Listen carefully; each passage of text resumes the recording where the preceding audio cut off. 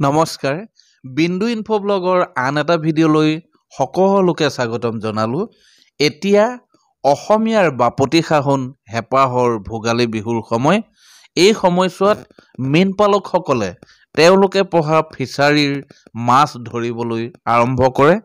আজি এটা ফিছাৰীত মাছ ধৰি আছে।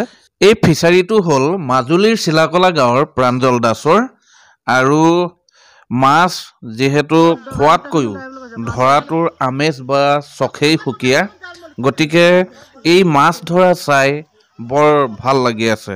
আমি এতিয়া এই ফিছাৰীটোৰ গৰাকী প্ৰাঞ্জল দাসৰ লগত দুই এষাৰ কথা পাতিম। দাদা, এই এতিয়া যে মাছ ধৰি আছে, এই কি মাছ আছে? ইয়াতে মাছ আমাৰ যিখিনি আমাৰ পোহনীয়া মাছ ধৰা ৰৌ, বাহু, চিতল পোনা আৰু কুহি, গ্ৰাছকাপ, মিৰিকা, বাটা, ভাঙন, মালি আৰু লোকেল মাছৰ আমাৰ যিখিনি থলুৱা মাছ, তাৰ ভিতৰত আমাৰ বৰালি মাছ ধৰা, শ'ল মাছ, কাৱৈ মাছ, পুঠি মাছ, মই মাগুৰ মাছো দেখিছিলোঁ, মাগুৰ মাছ, গৰৈ মাছ ইত্যাদি আমাৰ থলুৱা মাছো পোৱা যায়। আৰু আমাৰ বিশেষকৈ আমি এই মাছখিনি পোহপাল দি আমি ইয়াতে মানে আজি প্ৰায় আমি 11 বছৰ হ'ল আমি এই বৃত্তিটোৰ লগত জড়িত হৈ আছোঁ।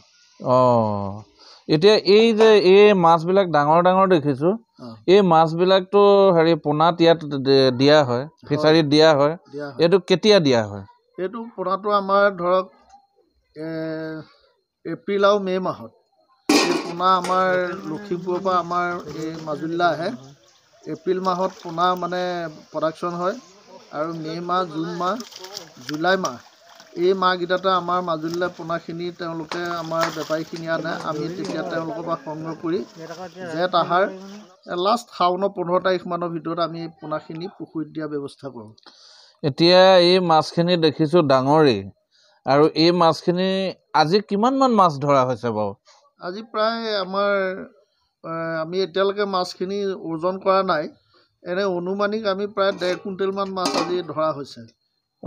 এতিয়া যিখিনি এতিয়া পোনা দিয়াৰ পৰা ধৰি যিখিনি গোটেই বছৰটো, যিহেতু এই মাঘৰ বিহুৰ সময়তে মাছটো মৰা হয়নে, নাই মাজে সময়ে মাৰি থকা হয়? আমি ধাৰাবাহিকভাৱে এই মাঘৰ বিহুতে মাছটো ধৰা হয়।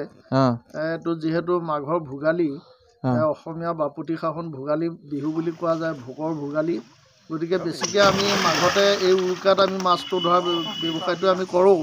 কিন্তু আমি এতিয়া এইটো যিহেতু আমাৰ এটা বৃত্তিগত হৈছে, গতিকে আমি অন্যান্য সময়তো 12 মাহৰ আমি যিকোনো সময়ত আমি মাছ ধৰাৰ ব্যৱস্থা কৰোঁ।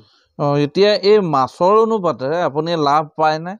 মাছৰ অনুপাতে আমি যিটো এতিয়া আমি গুণগত মানদণ্ডত আমি মাছ পুহি যিটো আমি ফলাফল পাব লাগে, আমি সেইটো পাবলৈ বৰ্তমান সক্ষম হোৱা নাই। এইকাৰণে হোৱা নাই, যিহেতু দেখিছেই আমি ফিছাৰীটো চাৰিপাৰটো চালে আপুনি দেখা পায় যথেষ্ট আমি কষ্ট কৰি যথেষ্ট খৰচ কৰি এইখিনি বাউণ্ডেৰীখিনি ঠিক কৰিবলগীয়া হৈছে। স্থায়ী সমাধান কৰিব নোৱাৰাৰ কাৰণে আমাৰ যিটো উৎপাদন হয়, যিটো আমাৰ আৰ্থিকভাৱে আমাৰ হাতলৈ আহে, সেইখিনি তাৰ সৰহ সংখ্যক আমি আকৌ মেৰামতিৰ ক্ষেত্ৰত বা এই ভেটা দিয়াৰ ক্ষেত্ৰত, পোনা দিয়াৰ ক্ষেত্ৰত আমাৰ হাতৰ পৰা ওলাই যায়। গতিকে আমি এতিয়ালৈকে তেনেকৈ ফলপ্ৰসূ হ'ব পৰা নাই। কেলে আমি জনাততো চৰকাৰেতো মৎস্য বা মীন পালকসকলক কিছু সাহাৰ্য দিয়ে, কিছু আঁচনি, তেওঁলোক উপকৃত হোৱাকৈ আঁচনি কিছুমান প্ৰস্তুত কৰিছে, এইবোৰ পোৱা নাই নেকি আপুনি? চৰকাৰে যিখিনি আঁচনি সাৰ্বজনীনভাৱে মৎস্যপালকসকলক উপকৃত হ'ব পৰাকৈ যিখিনি এটা সাৰ্বজনীনভাৱে আঁচনি তৈয়াৰ কৰিছে, সেই আঁচনিখিনি যিখিনি মানুহে সদ্যহতে পাব লাগিছিল সেইখিনি মৎস্যপালকে বৰ্তমানলৈকে পোৱা নাই। যেনে উদাহৰণস্বৰূপে মই প্ৰাঞ্জল দাসে আজি সেই আঁচনিৰ পৰা বঞ্চিত। এইটো কি কাৰণে এনেকুৱা হৈছে সেইটো আমি আজিলৈকে ধৰিব পৰা নাই।